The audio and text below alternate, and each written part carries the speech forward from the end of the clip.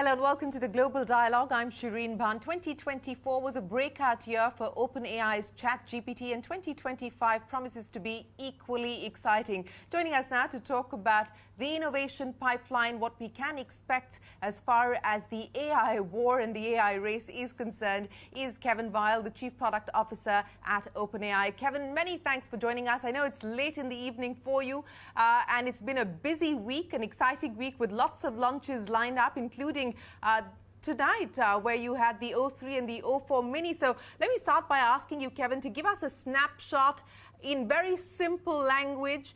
What does ChatGPT 4.1 mean for OpenAI and for consumers? And how do O3 and o4-Mini change the game?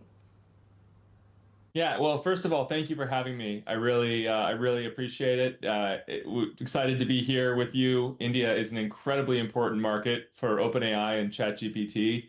It's our second largest market, it's our fastest growing market, and it's also the market where we saw our image generation just take off.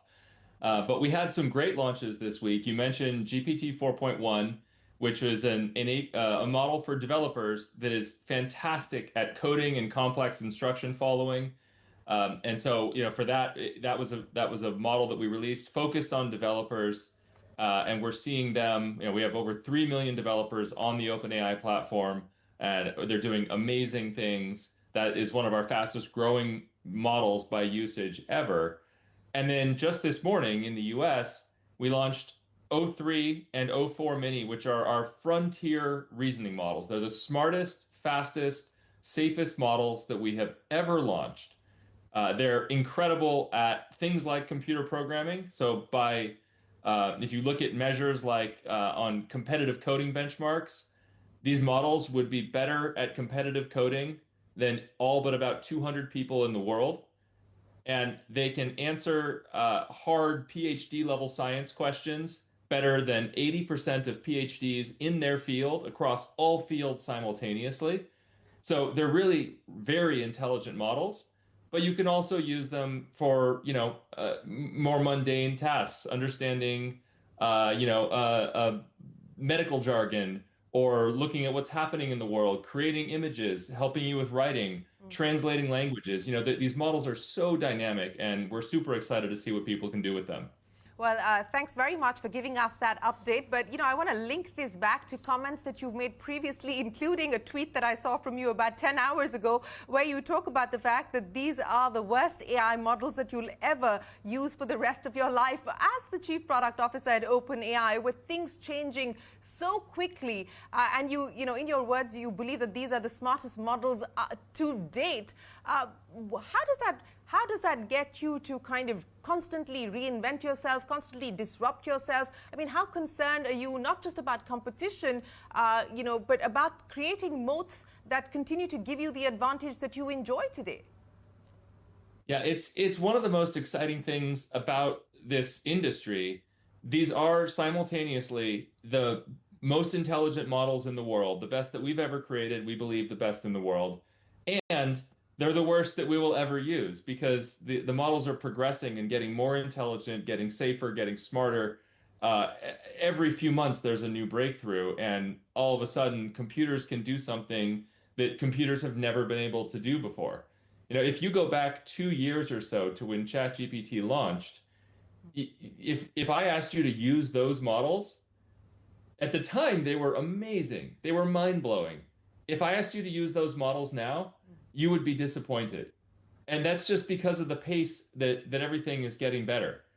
We've kind of whooshed past the Turing test, which used to be the high watermark for, is AI here? Yeah. And now that's in the distant past. Every AI model is passing the Turing test. So it's an exciting time. And the fact that ChatGPT has gone from 0 users a couple years ago to over 500 million active users today just shows how valuable these things are in people's lives.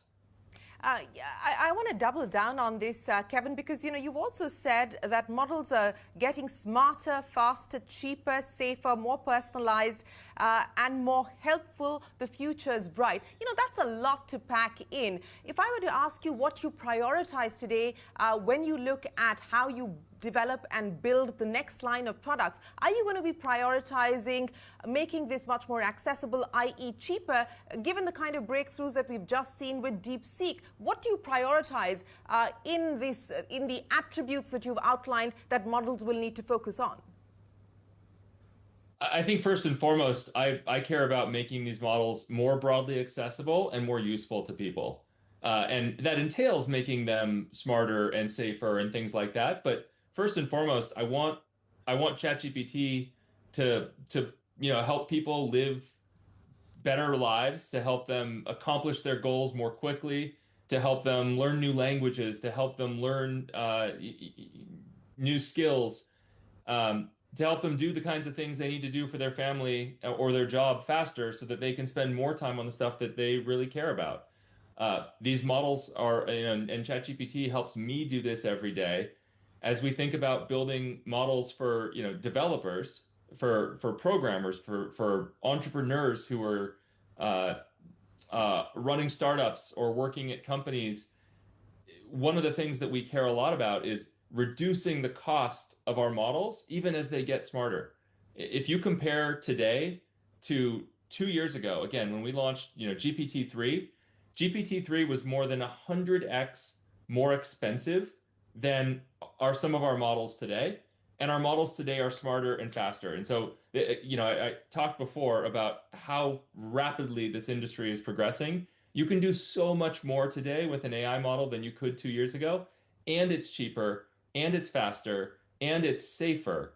And so it affords an incredible set of opportunities for people, for businesses, for developers all over the world. And we're very, proud and humbled to be able to help provide that. But Kevin, how much cheaper can we expect things to get, in the near term? What are we talking about?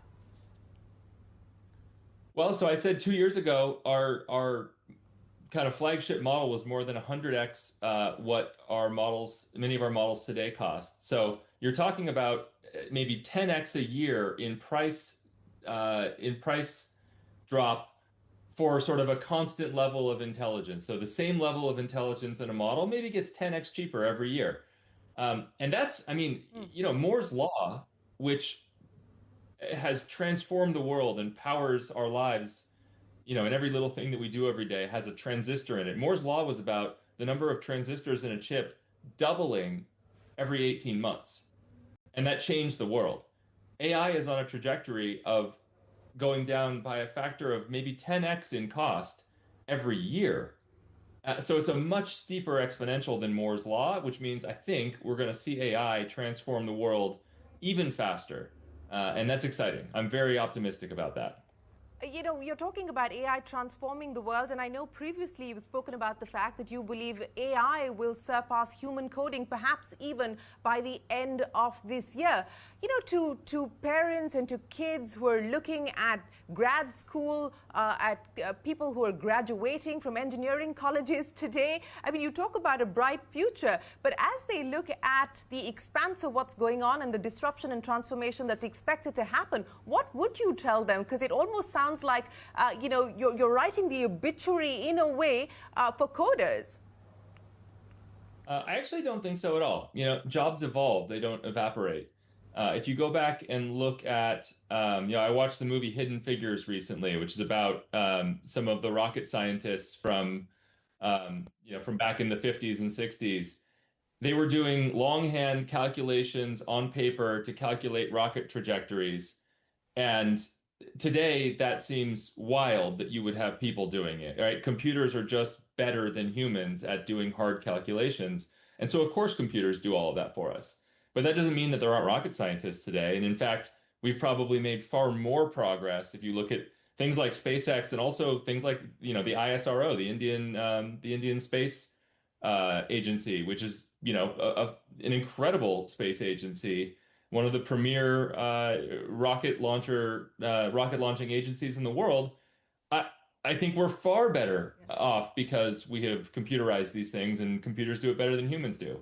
I think that will be true of code as well, but that doesn't mean that it won't pay to be technical, that it won't pay to have a computer science degree. I think these skills will still be important. They're just going to evolve. Well, speaking of evolution, let's talk about what you're seeing in India. You talked about how it is today your fastest growing market for ChatGPT. How many active users do you have in India? What surprised you about the adoption, the rate of adoption, the pace of adoption in India? Why do you believe you've seen this kind of an uptick here?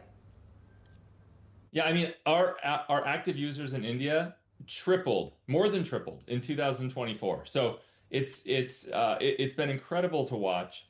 We a few weeks ago we launched a new image generation tool using AI to generate incredibly images that you can control to a great degree, whether you want them to be vivid and lifelike or cartoony or following a particular style. We saw, Prime Minister Modi tweeted using our image gen feature. We had cricketers like Sachin Tendulkar tweet images from ChatGPT, and it just took off. I mean, unlike anything I've ever seen. I've been fortunate to be at Twitter for many years. I led product at Instagram for a number of years. I mean, these companies were growing very quickly. I have never seen anything grow like ChatGPT was growing because people were having so much fun creating these images, sharing them with their friends, on WhatsApp and in other places. And it's just incredible to see. So we marshaled a whole lot of resources. We really tried to support it, especially in India. We released new features around our image gen, like image galleries that let you quickly view all of the images that you've created.